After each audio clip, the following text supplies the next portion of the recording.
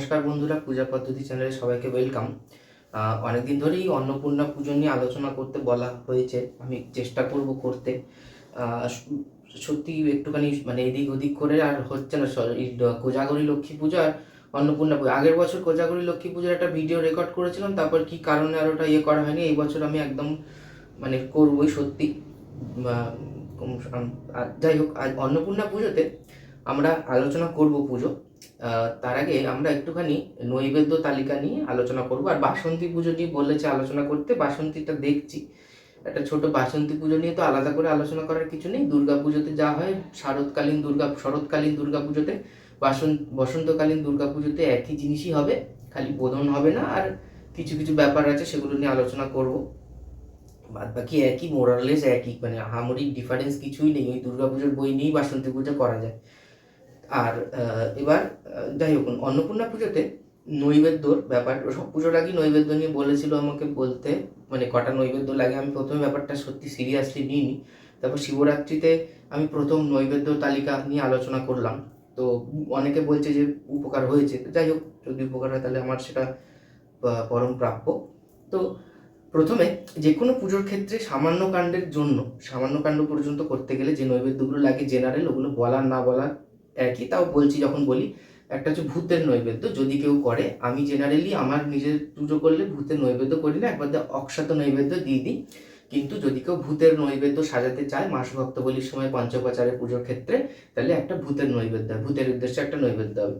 তারপরে হবে গুরু, গণেশাদি পঞ্চদেবতা, বানেশ্বর, এগুলো একদম ফিক্সড যে কোনো পুজোর ক্ষেত্রে। যদি মূর্তি পূজা হয়ে থাকে তাহলে প্রাণ প্রতিষ্ঠার পর একটা মিষ্টান্ন নৈবেদ্য অ্যাড হবে। আর যদি মূর্তি পুজো না হয়ে থাকে, বানেশ্বর, ঘট বা ছবিতে আধারে পুজো হয়, তাহলে সেক্ষেত্রে প্রাণ প্রতিষ্ঠার মিষ্টি নৈবেদ্য হবে না। এটা যে কোনো পুজোর ক্ষেত্রে একদম ফিক্সড। তো এইটুকু পর্যন্ত আমরা যে কোনো পুজোর নৈবেদ্য তালিকাতে কপি পেস্ট করতে পারি। আর আমি আমার নৈবেদ্য তালিকাটা দেখাও ভেবেছিলাম, সরস্বতী পুজোতে আমি আর সময় হয়ে ওঠেনি। নৈবেদ্য তালিকা যখন বানাবো, আমি তো এখন বলছি মুখে জাস্ট, বাট এটা তো পুজোর জন্য এটা তো লিখে রাখতে হবে। যারা নৈবেদ্য সাজাবে তাদেরও দেখে দেখে সুবিধা হবে। তো আমি মানে যে ওটা এমনভাবে বানানো উচিত যাতে যারা খুব একটা অবগত নয় এইসব বিষয়ে, তারাও যাতে ওটা দেখে সাজাতে পারে। কীরকম, একটা টেবিল করতে হয়, টেবিলের একদম লেফট হ্যান্ড সাইডে থাকে নাম্বার 1 2 3 4 করে। নাম্বারটা সব যে কোনো লিস্টে দেওয়া উচিত, কারণ চোখটা ধাঁধিয়ে যায় না। তাহলে 4 নম্বর পর্যন্ত হয়েছে, এবার 5 নম্বর যাবে, যারা নৈবেদ্য নিয়ে আসতে নিয়ে তাদেরও সুবিধা হবে। তো লিস্টের একদম লেফট হ্যান্ড সাইডে নাম্বার, সব যে কোনো লিস্টে, নট অনলি ফর নৈবেদ্য, যে কোনো লিস্টের লেফটে সবসময় কিন্তু ফার্স্ট কলামে নাম্বারটা দেওয়াটা উচিত, সুবিধা হয় তাহলে। তারপরে সেকেন্ড কলামে হচ্ছে কার নৈবেদ্য সেটা, গুরু, গণেশাদি পঞ্চদেবতা, বানেশ্বর, প্রাণ প্রতিষ্ঠা বা প্রথমে ভূত, এগুলো লিখলাম। থার্ড কলামে আমরা লিখবো যে সেই নৈবেদ্যতে কি কি যায়। মানে আমি বলছি এটাতে সুবিধা হয় আর কি। আমি দেখাবো আমারটা এখন নেই, পরের ভিডিওতে দেখাবো, অন্য কোনো পরে নৈবেদ্য তালিকা নিয়ে আলোচনা করলে দেখাবো। তো সেখানে আমাদের বলছে থার্ড কলামে আমরা যেটা করব, কি কি দিতে হবে নৈবেদ্য সেটা লিখবো। মানে যারা জানে তারা তো জানেই, বাট যারা যদি এরকম কেউ থেকে থাকে যে জানে না অথচ নৈবেদ্য সাজাচ্ছে, তাহলে তার সুবিধা হবে থেকে থেকে। যেমন ভূতের নৈবেদ্য ধরো ফল, মিষ্টি, নাড়ু, স্পেসিফিক্যালি বলে দিতে পারি যে নাড়ু দেবো, বা কাজু কিশমিশ দিতে হবে, বা আমান্ড দিতে হবে, বা একটা ডাব যাবে, বা একটা জলের গ্লাস যাবে কিনা। ভূতকে জেনারেলি অত কিছু দেওয়া হয় না, তাও দিলেও দেওয়া যেতে পারে। তো সেক্ষেত্রে যেটা যেটা আমি দিতে চাই সেটা লিখে দেবো একদম প্রিন্ট করে, তাহলে যে নৈবেদ্য সাজাবে সে পটাপট সাজাবে আর দিয়ে দেবে। পান দিতে হবে। আচ্ছা, তারপরে গুরু গণেশাদি, গুরুদেবের 1 ভাগ নৈবেদ্য, তাহলে সেখানে লেখা থাকবে 1 ভাগ। ভাগের জন্য একটা কলাম হবে, কটা ভাগ। তাহলে ফার্স্ট কলামে নাম্বার, সিরিয়াল নাম্বার, সেকেন্ড কলামে কার নৈবেদ্য সেটা, থার্ড কলামে তাহলে আমরা ভাগটা দিয়ে দেবো, কোন থালায় কত ভাগ। ফোর্থ কলামে তাহলে কি কি দিতে হবে সেটা লিখবো। তাহলে ভূতের ক্ষেত্রে 1 ভাগ, সেখানে কি কি যাবে আমাদের গুরুদেবের ক্ষেত্রে 1 ভাগ, তারপর সেখানে কি কি যাবে। পঞ্চদেবতার ক্ষেত্রে 5 ভাগ, সেখানে 5 ভাগে কি কি দিতে হবে, ফুল, মিষ্টি, ফুল বলছি, ফল, মিষ্টি, নাড়ু, পান, যা যা দেওয়ার কথা সেগুলো লিখে দেবো। সেটা যার যার উপর ডিপেন্ড করছে। এবার প্রাণ প্রতিষ্ঠার ক্ষেত্রে শুধু মিষ্টি, ডাব, জল, পান, এসব। তো এরকমভাবে আমরা সাজাবো লিস্টটাকে। আচ্ছা, তো আমরা এই যে প্রাণ প্রতিষ্ঠা পর্যন্ত, এটা যে কোনো পুজোর ক্ষেত্রেই কিন্তু কমন হবে। এরপর আমরা মেন ষোড়শ উপাচারে ঢুকবো যে কোনো পুজোতে। সেটা 10 উপাচারে যদি পুজো করি তাহলে সেক্ষেত্রেও একই ব্যাপার, ষোড়শ করলেও একই ব্যাপার। মূল দেবতার যে পুজো, তার জন্য যে নৈবেদ্যগুলো আমরা করব ভেবেছি, মনস্থির করেছি, সেগুলো এই ক্ষেত্রে এক ভাগ হবে এবং সেখানে যা যা দেওয়ার কথা এই সময়টায় দিতে হবে। সেটা খিচুড়ি হতে পারে, বাল্যভোগ, তারপরে আমাদের লুচি হতে পারে, লুচি সুজি, যা যা যাবতীয়, এগুলো তার আলাদা করে আলোচনা করার কিছু নেই, যে যেভাবে এতদিন ধরে দিয়ে আসছে সেটা হবে। আর ষোড়শের নৈবেদ্যের ক্ষেত্রে আমরা যদি দেবী হয় তাহলে সেক্ষেত্রে রচনার উল্লেখ থাকবে, ডাব, পান, জল, ঠিক আছে, রচনাটাও আমরা উল্লেখ করে দেবো।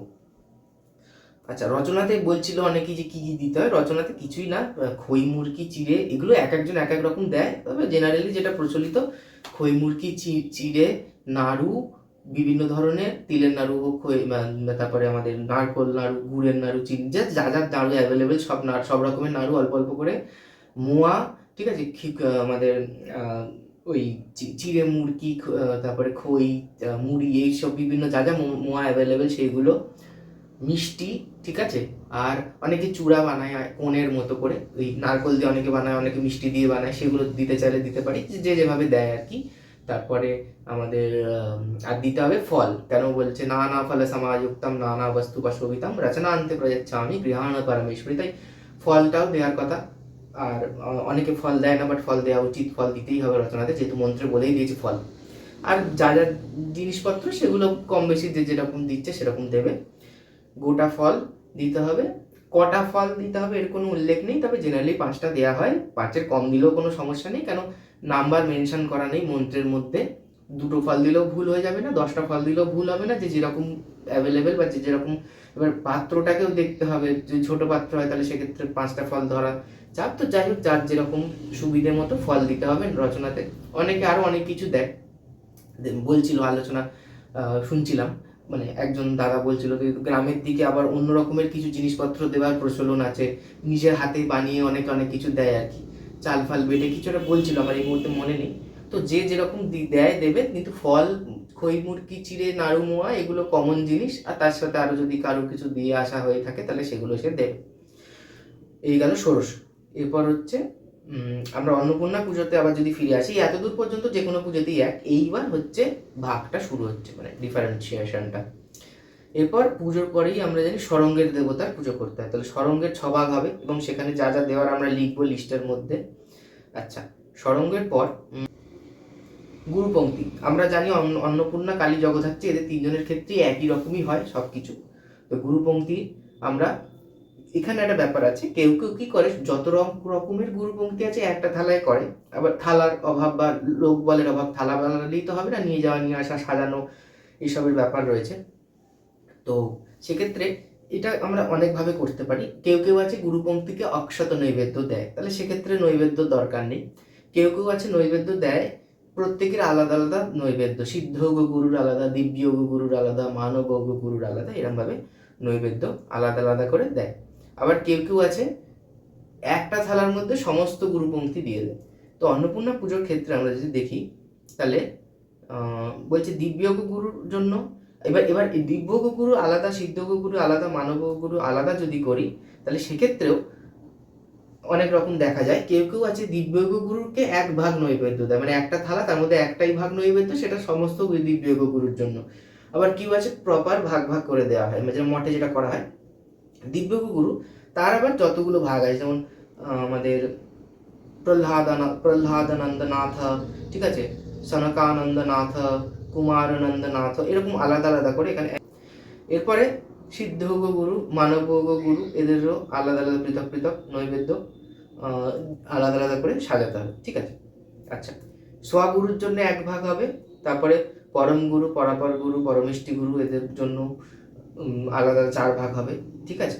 এইভাবে আবার স্বগুরুটাকেও যদি একই থালায় ঢুকিয়ে দেওয়া যায় তাহলে একসাথে 5 ভাগ, এইভাবে, মানে স্বগুরু, পরম গুরু, পরাপর গুরু, পরমেষ্টি গুরু, এইভাবে 4 ভাগ নৈবেদ্য, স্বগুরু, পরম গুরু, পরাপর গুরু, পরমেষ্টি গুরু, তাই তো? হ্যাঁ, পরম গুরু, পরাপর গুরু, পরমেষ্টি গুরু, হ্যাঁ, তাহলে 4 ভাগ হবে। তারপরে ব্রহ্ম ঋষির পুজো হবে, ব্রহ্ম ঋষির জন্য 1 ভাগ নৈবেদ্য। আচ্ছা, তারপরে ব্রহ্মাদি অষ্টশক্তি, এটাও তো আমরা জানি, কালী, জগদ্ধাত্রী সবেতেই 8 ভাগ নৈবেদ্য। তারপরে অষ্টভৈরবের 8 ভাগ নৈবেদ্য। আচ্ছা, ইন্দ্রাদি দশদিকপালের 10 ভাগ নৈবেদ্য। লোকপাল অস্ত্রের যেহেতু গন্ধপুষ্পে জেনারেলি হয়, কেউ চাইলে এখানেও 10টা ভাগ করে পঞ্চোপচার যদি কেউ চাই করতে পারে। আচ্ছা, দিব্যাস্ত্রের মধ্যে 4 ভাগ নৈবেদ্য, সুবর্ণ দর্বি, তারপরে রত্নপাত্র, অমৃতপূরিত মাণিক্য চষক, পালান্ন, এই 4 ভাগ নৈবেদ্য দিব্যাস্ত্রের জন্য। তারপরে ভিক্ষু বেশি শিবের পঞ্চোপচার হয় সেখানে, বা দশোপচারও করতে পারা যায়, সেখানে 1 ভাগ, দশভক্ত শিবের আর একটা ভাগ নৈবেদ্য হবে, এটা ষোড়শোপচার, দশভক্ত শিবের ষোড়শোপচার। তো দশভক্ত শিবের একটা বড় নৈবেদ্য হবে ষোড়শোপচারে যেরকম হয়। পুরুষ দেবতাদের ক্ষেত্রে জেনারেলি রচনা দেখতে পাওয়া যায় না, তাই রচনা দেওয়ার দরকার নেই। আচ্ছা, এরপর একদম সাংগাই সাবধানী দেবীর যে পুনঃপূজা ছোট, সেটা দেবীর 1 ভাগ নৈবেদ্য হবে। সাংগাই সাবরানি একদম, আমরা বলা হচ্ছে যে পূজা আনতে সমস্ত আবরণ দেবতারা দেবতার অঙ্গে বিলীন হয়ে যায়, তাহলে এইটা কল্পনা করে আমরা শেষে একদম শেষে সাংগাই সাবরণাই পুজো করি, তাহলে 1 ভাগ নৈবেদ্য হবে সাংগাই সাবরণের জন্য। এইটা পুজোর জন্য। এবার হোমের জন্য জেনারেলি সংক্ষিপ্ত তন্ত্রোক্ত হোম করা হয় কালী জগদ্ধাত্রী অন্নপূর্ণাতে। বৃহৎও কেউ করতে পারে, বৃহৎ করলে সেখানে 4-5 ভাগ হবে নৈবেদ্য। বিশ্বরূপ নামাগ্নি আছে, যে দেবতার পুজো তার নামাগ্নি আছে, মাঝখানে আর একটা নামাগ্নি আছে, তো এই পৃথক পৃথক নৈবেদ্য হবে। আর যদি কেউ সংক্ষিপ্ত তন্ত্রোক্ত হোম করে তাহলে 1 ভাগই নৈবেদ্য হবে, সেই অন্নপূর্ণা নামাগ্নি। তো অন্নপূর্ণা নামাগ্নির একটা নৈবেদ্য হবে, আর পূর্ণ পাত্রানুকল্প ভোজ্য হবে, ওটাও অ্যাড করে দিলাম নৈবেদ্যরই মধ্যে। নৈবেদ্য নয় যদিও, তাও একটা ভোজ্য হবে। আর দেবীকে যে যদি ভোজ্য নিবেদন করা হয় তাহলে সেটা এই ষোড়শের ওই জায়গাটাতে করতে হবে, ওইখানে আর একটা ভোজ্য চাল ফাল দিয়ে যে ভোজ্য দেওয়া হয় সেটা। এই গেল হচ্ছে আমাদের অন্নপূর্ণা পূজার নৈবেদ্য তালিকা। আর অধিবাস যদি পৃথক হয়, যদিও তন্ত্রোক্ত পুজো দিবাসের দরকার হয় না, তাও যদি কারোর হয়ে থাকে তাহলে সেক্ষেত্রে পুজোর সময়, পুজোর দিন যদি অধিবাস হয় প্রাণ প্রতিষ্ঠার সময় তাহলে দরকার নেই। যদি পূর্ব দিন সায়ংকালে অধিবাস হয় তাহলে সেক্ষেত্রে সামান্য কাণ্ড পর্যন্ত যতটুকু বললাম ততটুকু নৈবেদ্য হবে, এবং তারপর দেবীর 1 ভাগ নৈবেদ্য হবে, ব্যাস। মানে ভূত, গুরু, গণেশাদি পঞ্চদেবতা, বানেশ্বর, তারপর দেবীর একটা নৈবেদ্য, ব্যাস। আর বানেশ্বর না থাকলে বানেশ্বরের নৈবেদ্য দরকার নেই। যদি বানেশ্বর থেকে থাকে তাহলে বানেশ্বরের জন্য 1 ভাগ নৈবেদ্য, তারপরেই দেবীর নৈবেদ্য। ষোড়শোপচার হলে ষোড়শোপচার, আর যদি দশোপচার হয় দশোপচার অধিবাসের ক্ষেত্রে। আর পরের দিন বিসর্জন কৃত্যের ক্ষেত্রেও তাই একই ব্যাপার। বিসর্জন কৃত্যের ক্ষেত্রে আমরা সামান্য কালে ভূত, গুরু, গণেশাদি পঞ্চদেবতা, বানেশ্বর, দেবী, এবং তারপর চাইলে আমরা শিবের পঞ্চোপচার করতে পারি। সাংগাই সাবরণীতে আমরা দধিকর্ম দেওয়ার একটা ব্যাপার আছে, যদিও তন্ত্রোক্ত পুজোতে দধিকর্মের কোনো দরকার হয় না, তাও দেয়া হয় অনেক সময়তে। তো আর বিসর্জন কৃত্যের ক্ষেত্রে একটা জিনিস আমাদের মাথায় রাখতে হয়, যে উচ্ছিষ্ট চণ্ডালিনীর পুজো করতে হয় তন্ত্রোক্ত পুজোতে। আর স্মার্ত পুজোগুলোতে উচ্ছিষ্ট চণ্ডালিনী কোনো কোনো বইতে লেখা থাকে, কিন্তু জেনারেলি আমরা নির্মাল্যবাসিনীর পুজো করে থাকি।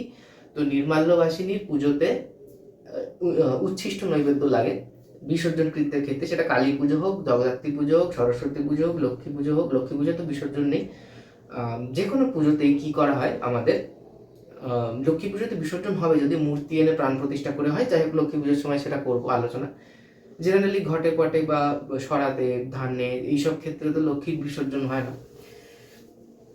তো সেক্ষেত্রে যে কোনো বিসর্জনের ক্ষেত্রে দুর্গা হোক, আমাদের নির্মাল্যবাসিনীর যখন পুজো করব তখন সমস্ত কিছু নির্মাল্য জিনিস দিয়ে পুজো করতে হয়। নির্মাল্য গন্ধ, নির্মাল্য পুষ্প, নির্মাল্য ধূপ, নির্মাল্য দ্বীপ, এইভাবে পুজো করতে হয়। তাই নৈবেদ্যটাও নির্মাল্য। আমরা কি করি, জেনারেলি সাংগাই সাবরণের পুজোর পর ওইখান থেকেই সাংগাই সাবরণের নৈবেদ্য থেকে একটুখানি নৈবেদ্য তুলে রেখে দিই একটা ছোট পাত্রে, সেটাই নির্মাল্যবাসিনীকে উচ্ছিষ্ট নৈবেদ্য। অর্থাৎ উচ্ছিষ্ট মানে মুখ থেকে বার করে এইটা ওটা ওরম ব্যাপারটা না, উচ্ছিষ্ট মানে দেবীর উচ্ছিষ্ট। সেক্ষেত্রে ওই দেবীকে নিবেদন করা হয়ে গেছে এরকম নৈবেদ্য নিবেদন করার কথা বলা হয়েছে নির্মাল্যবাসিনীর ক্ষেত্রে। তো সেটা একটুখানি পাত্রে তুলে রেখে নির্মাল্যবাসিনীর নৈবেদ্য হবে। আর স্বামী সান্ন বলি নিয়ে কিছু বললাম না, কারণ স্বামী সান্ন বলি তো সবাইকে দেওয়ার কথা নয়।